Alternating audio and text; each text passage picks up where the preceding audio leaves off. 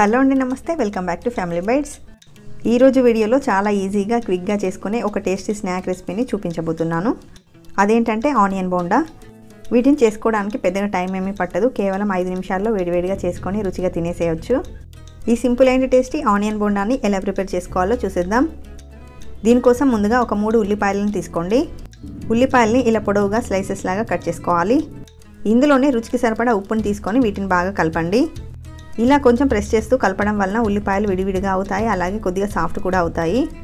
అలాగే ఉప్పు వేసి ఇలా కలుపుతున్నాం కాబట్టి ఉల్లిపాయ నుండి నీరు కూడా ఊరుతుంది. కనీసం 2 నిమిషాల పాటు ఇలా ప్రెస్ చేస్తూ కలపండి. ఇలా కలపడం వలన మనం పైనుండి నీళ్ళు వేయాల్సిన పని ఉండదు. ఇప్పుడు ఇందులోకి 2 టీ స్పూన్ల కరివేపాకు, 2 టేబుల్ స్పూన్ల కొత్తిమీరను వేసుకోండి. 2 పచ్చిమిర్చిని కట్ చేసి వేసుకోండి. అండ్ అలాగే 1/2 టీ స్పూన్ దాకా అల్లం వెల్లుల్లి పేస్ట్ వేసుకోవాలి. 1/2 టీ స్పూన్ పసుపు, 1/2 టీ స్పూన్ దాకా జీలకర్ర వేసుకోండి. 1 టీ స్పూన్ దాకా కారం, 1/2 టీ స్పూన్ దాకా ధనియాల పొడిని కూడా వేసుకోండి. ఇప్పుడు ఇందులోకి 2 టీ స్పూన్ల దాకా వేడి చేసుకున్న ఆయిల్ని వేసుకోవాలి. ఇలా వేడి నూనె వేసి కలపడం వలన ఆనియన్ బోండా అనేది క్రిస్పీగా టేస్టీగా వస్తాయి.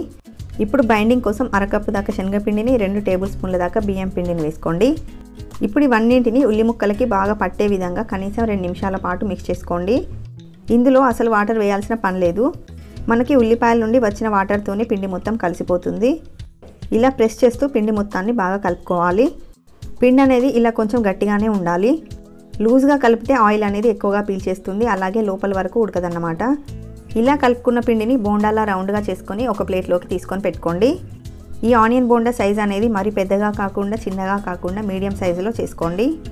ఇలా రెడీ చేసి పెట్టుకున్న బోండాలను ఇప్పుడు ఆయిల్లో డీప్ ఫ్రై చేసుకుందాము.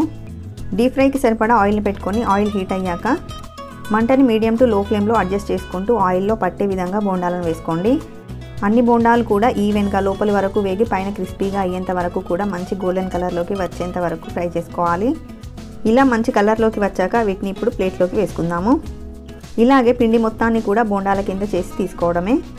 సో అంతేనండి, చాలా ఈజీగా ఈ ఆనియన్ బోండాని అయితే తయారు చేసుకోవచ్చు. పిల్లలైతే టమాటా కెచప్తో ఇష్టంగా తినేస్తారు. లేదంటే మనం టిఫిన్లోకి చేసుకునే పల్లి చట్నీ అయినా టమాటో చట్నీ అయినా ఏ కాంబినేషన్లో అయినా కూడా ఈ ఆనియన్ బోండాన్ని సర్వ్ చేసుకోవచ్చు. ఈవినింగ్ టైంలో వేడివేడిగా ఏదైనా తినాలి అనిపిస్తే ఈజీగా చేసుకునే స్నాక్ రెసిపీ ఇది. మీరు కూడా ఆనియన్ బోండాని ఈ విధంగా ఒకసారి ట్రై చేసి చూడండి. ట్రై చేసి మీకు ఎలా కుదిరింది అనేది కింద కామెంట్ సెక్షన్లో నాతో షేర్ చేసుకోండి. ఈ సింపుల్ అండ్ టేస్టీ రెసిపీ మీకు నచ్చినట్లయితే వీడియోని లైక్ చేయండి, షేర్ చేయండి. మరిన్ని టేస్టీ రెసిపీస్ కోసం ఛానల్ని సబ్స్క్రైబ్ చేసుకోండి. Thank you for watching.